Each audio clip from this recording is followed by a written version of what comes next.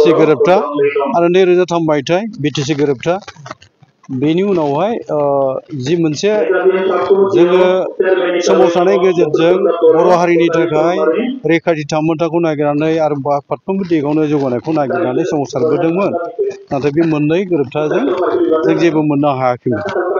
माने BTCआ बुंनो थाङोब्ला मोनब्रै जिल्लाखौ लानाय जादों बे समाव बेयो जाहैबाय क'क्राझार चिरां बाक्सा आरो उदालगुरि दा माने आसामाव रायजो जानाय बर'फ्रा गोबां जिल्लायावनो दङ दा बेनि थाखाय जों सानबाय थाबोदोंमोन मानोना जोंनि थांखिया आलादा रायजो बड'लेण्ड दाबिया जोंनि सेथि दाबिमोन आरो बेजों लोगोसे नैथि दाबि दंमोन जोंहा बुरलुंबुथुर दैमानि खोला सेरफाङाव थानाय बर'फोरनो मोनसे नीलाचल समाज डिस्ट्रिक्ट काउन्सिल दानाय आरो कार्बि आंलं बर'फोरखौ हाजोआरि ट्राइबेलजों गनायथि मोनो दा बे मोनथाम राजखान्थि दाबिखौ लानानै दुलाराय बर' फरायसा आफादा बर'फोरनि दैदेननायाव सोमावसारनायखौ जागायनानै बर'फ्रा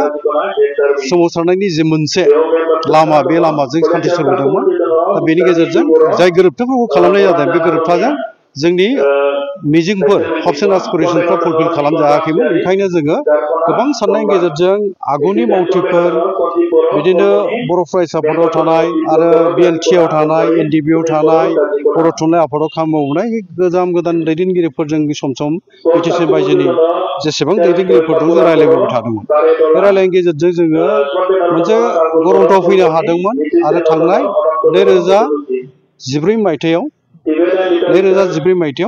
जोङो खौसेथि बर' सुबुं आफादखौ धेमाजि जिल्लानि सिङाव थानाय सानजारि नोगोराव दानानै लानो हादों आरो बेनि उनाव जोङो दाखानाय उनावनो जोङो माखासे जोंनि दाबि दावाफोरखौ लानानै सरकारनि खाथियाव जोङो रायज्लायनाय खाबुखौ लादोंमोन आरो जोङो बे खाबुखौ लानानै सिगांबोबाय थादोंमोन दा बे सिगांबोनायनि गेजेरजों जोङो सोमावसारनाय आरो जोंनि मोनसे दाबिखौ लानानै आवगायनाय बियो थांनाय कंग्रेस सरकारनि समावनो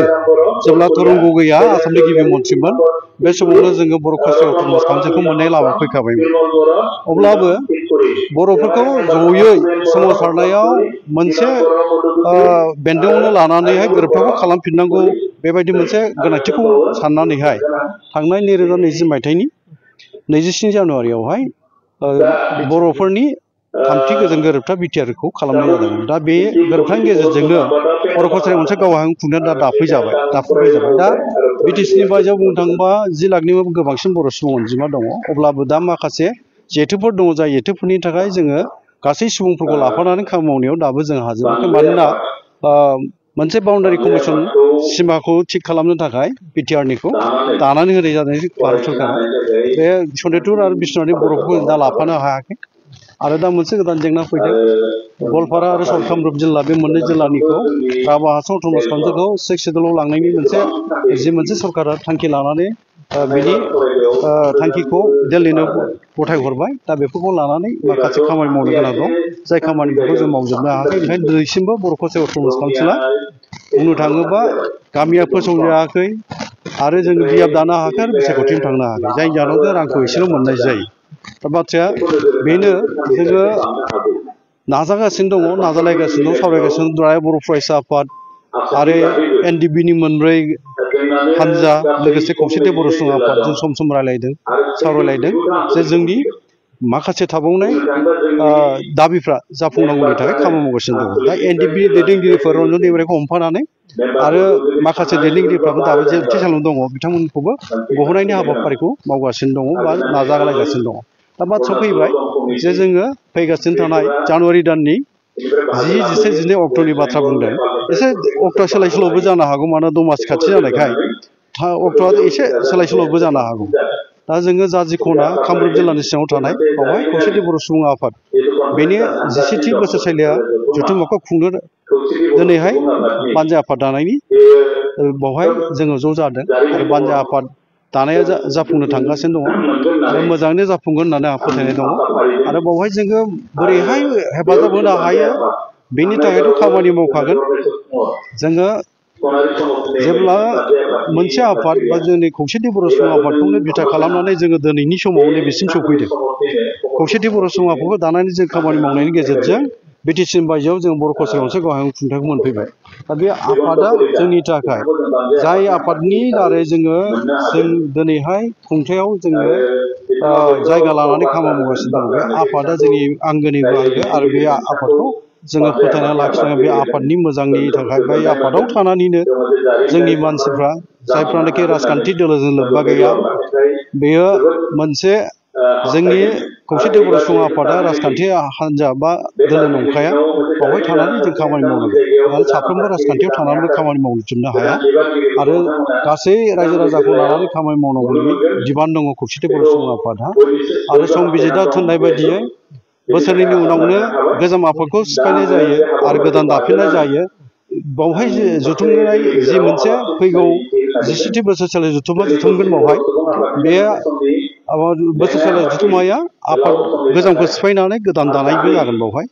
दा बेनिबो ओंखायनो बेखौ टार्मिनेटिं कनफारेन्स बेयो एसे नोजोराव गोनां मोनसे जुथुमा जागोन। दा बावहाय जोङो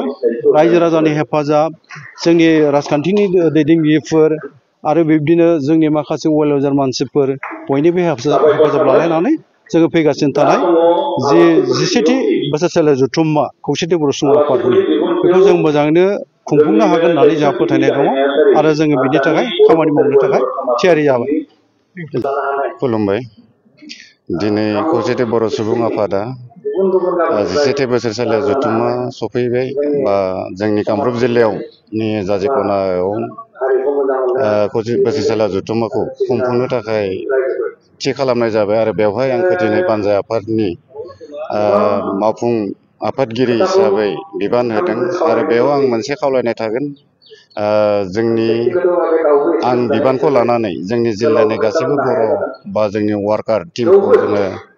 जिल्ला खौसेथि बर' सुबुं आफादखौ आङो बुंनाय जागोन। नोंथांमोना हेल्प होनांगोन, सहाय खालामनाय आरो जों बे 17थि बोसोरसालि जुथुमाखौ आङो गाजा गोमजायै खुंफुंलांनो थाखाय आङो नाजानाय थागोन आरो खुंफुंहोगोन। जेसेबां जोङो खम फैसाजों माने मावफुंलांनो हायो बेखौ आङो नाजागोन। आंनि जिखिनि आरसिनि टिम वार्कार बिथांमोनजोंबो आं सावरायगोन मोजाङै आरो आं सानो बे 17थि बोसोरसालि जुथुमाया मोजाङै जाफुंलांगोन। बेवहाय खौसेथि बर' सुबुं आफादा टार्मिनेटिं बोसोर बिथांमोननि गोदान प्रेसिडेन्ट सेक्रेटारि गोदान बेवहायनो दाफुंनाय जागोन, बडि सोलायनाय जागोन। दा बेवहाय जोंनि जिखिनि आंनि प्रेसिडेन्ट माने लकेल एमएलए दिगन्त कलिता बिथाङाबो जथेस्थ सहाय होगोन होननानै आंखौ बुंहरदों। बे लेखायै आंबो जिखिनिखौ मावनांगौ जोंनि एडभाइस लालायनानै जोंनि कमिटियाव एडभाइजार दङ, बिथांमोनजों सावरायहरलाय जोङो खुंफुंलांगोन आरो फैगोन 2025 मायथाइनि 10/11/12 बेखौ जोङो थिग खालामनाय जादों।